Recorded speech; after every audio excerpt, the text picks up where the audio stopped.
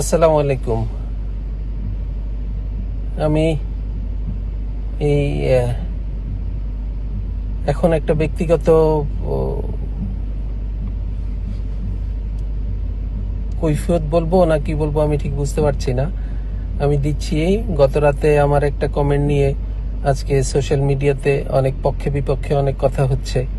তো আমার ধারণা কথাগুলি যেভাবে আলোচনা হয়েছে অনেক কথা সেভাবে আসছে না, আর যেভাবে আসছে তার অনেক কিছুই হয়তো সঠিকভাবে আসছে না।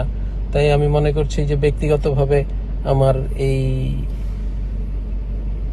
বক্তব্যটা দেওয়াটা জরুরি মনে করছি। সেটা হচ্ছে যে আমি গতকালকে যে বক্তব্য দিয়েছি সেটা একান্তই আমার ব্যক্তিগত মতামত, এবং এর সাথে এখন যে কোনো ব্র্যান্ডের পুরাতন এসি বদলে নতুন ওয়ালটন এসিতে উপভোগ করুন 25% ছাড়।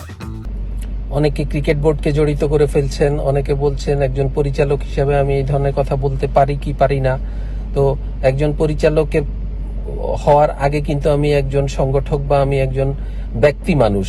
আমি অন্য বাংলাদেশের যাবতীয় যত ক্রীড়াপ্রেমী জনসাধারণ আছে, ক্রীড়াপ্রেমী ভক্তরা আছে, ক্রিকেট ভক্তরা আছে, আমিও তাদের ভিতরে একজন নিজেকে মনে করি।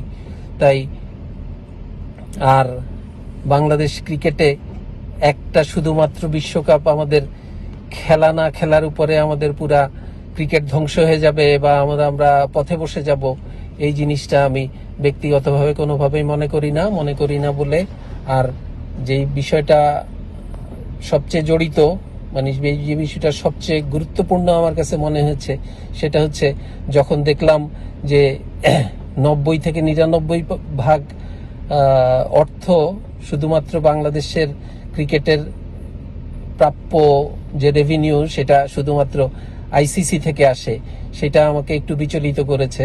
তার কারণ হচ্ছে যে এই ধরনের কোনো কিছু অন্তত আমার নজরে এই পর্যন্ত আসেনি।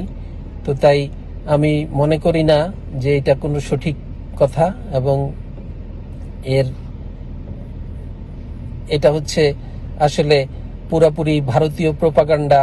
মুস্তাফিজকে এই আইপিএল থেকে বাদ দেওয়ার পরে যেই নিরাপত্তা ইস্যুটা সামনে এসেছে, যেটা আমাদের শুধুমাত্র মুস্তাফিজ না, এখন আমাদের জাতীয় ইস্যুতে পরিণত হয়েছে, যেটা আমাদের এখন আমরা সবচেয়ে বেশি বিচলিত যে একজন মুস্তাফিজকে আমাদের যদি নিরাপত্তা দিতে একটা দেশ না পারে, যারা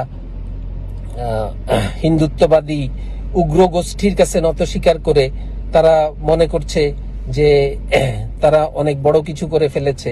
অতএব এই নিরাপত্তাহীনতার ভিতরে আমরা কোনোভাবেই আমাদের দেশকে ফেলতে পারি না, এবং আমাদের দেশের জনগণকে, আমাদের দেশের ক্রিকেটারদের, আমাদের দেশের যাবতীয় যারা ক্রীড়াপ্রেমী আছে, এই বিশ্বকাপ উপলক্ষে যারা খেলতে যাবেন বা খেলা দেখতে যাবেন, তাদের নিরাপত্তার বিষয়টা আমাদের কাছে অনেক বড় জরুরি হওয়া প্রয়োজন, এবং আমাদের কাছে সেটাই জরুরি মনে হয়েছে। যার ভিতরে সামান্য কিছু টাকা এখন আমাদের কখনোই কোনো মুখ্য উদ্দেশ্য হতে পারে না, এবং এটা নিয়ে আমরা কোনোভাবেই আলোচনা করতে পারি না। এই আলোচনায় যারা যাবে তারা অবশ্যই তারা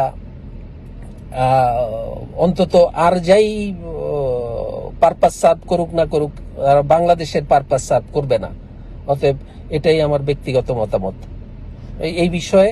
অন্য কোনোভাবে এটাকে কোনো দিকে বোর্ড বা অন্য কোনো পথে এটাকে মানে প্রবাহিত করা বা এটা অপচেষ্টা করা, এটা মনে হয় উপযুক্ত সাংবাদিকতার বিপক্ষে কাজ করবে বলে আমি মনে করি।